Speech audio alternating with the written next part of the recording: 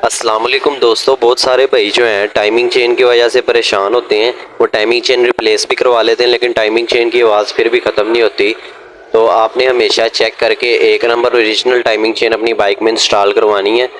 और मैं जो इस टाइम यूज़ कर रहा हूँ ये मित्सुबिशी कंपनी की टाइमिंग चेन है, इसका रिज़ल्ट काफ़ी अच्छा है।